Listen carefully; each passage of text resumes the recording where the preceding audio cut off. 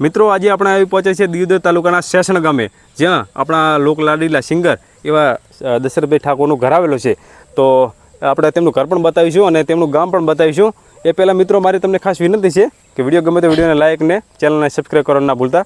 અને દશરથભાઈના તમને જે તેમના વિડીયો જે ગીતોના આવે છે એ તમને કેવા લાગે છે એ મિત્રો કોમેન્ટમાં જરૂર જણાવજો.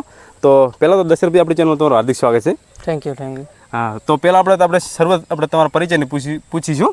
એ પહેલાં આપણે તમારું સારું સોંગ એક તમે ગાઈ નાખો, પછી આપણે શરૂઆત આગળ કરીએ પરિચયની.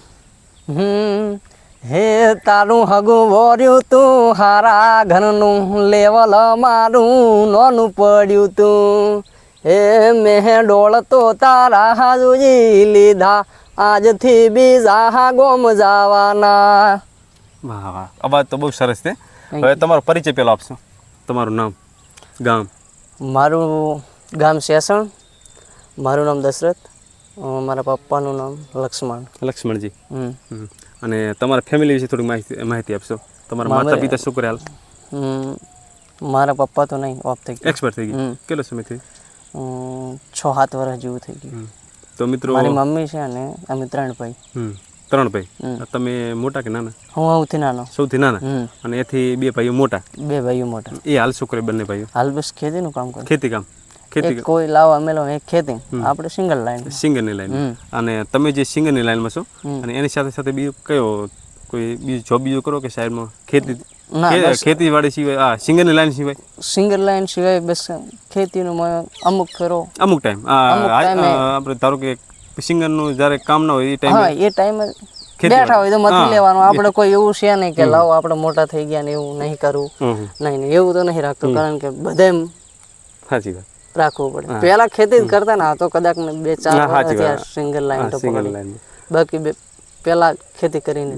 ખેતીવાડીમાં આમ તો ખાસ કરીને આપણે મોટા થયા પશુપાલનની સાથે. અને ખેતી સિવાય બીજું કોઈ છે નહીં, એનાથી કોઈ સારો ધંધો બીજો છે જ નહીં. તમારો અભ્યાસ કેટલા સુધી એમ રહેલો? 5 ચોપડી. 5 ચોપડી. અને એના પછી બંધ. પછી કેમ આગળ ભણવાનો વિચાર કર્યો? ભણવાનો વિચાર ના કર્યો, એમ કે મારા પપ્પા ઓફ થઈ ગયા. એક્સપર્ટ એ ટાઈમે જ્યારે તમે ભણતા હતા એ ટાઈમે તમારા પપ્પા એક્સપર્ટ થઈ ગયા, એટલે પછી એના પાછળ 5 વર્ષ તો ભણવા જ બેહારે. 5 થી 10 ને હું 15 વર્ષનો થયો, 15-14 વર્ષનો, એટલે મારા પપ્પા ઓફ થઈ ગયા, એક્સપર્ટ થઈ ગયા.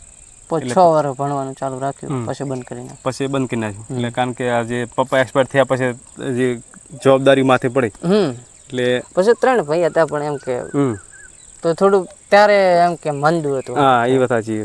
કોઈ આવું વિચાર્યું નતું, પણ આ તો કિસ્મતની વાત છે. કિસ્મતની વાત, સાચી વાત.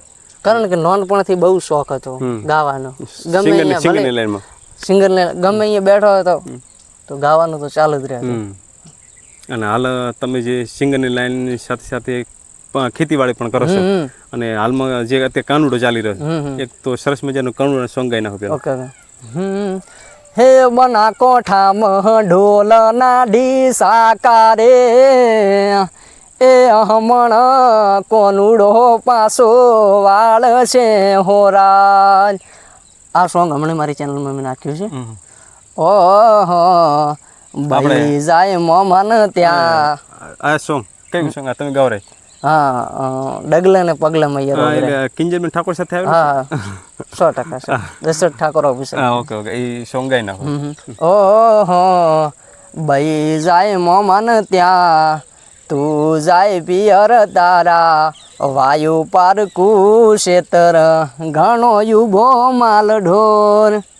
એ બના કોઠામાં ઢોલ ના ઢીસા કારે, એ હમણાં કોનુડો પાસો વાળ છે હોજી રે.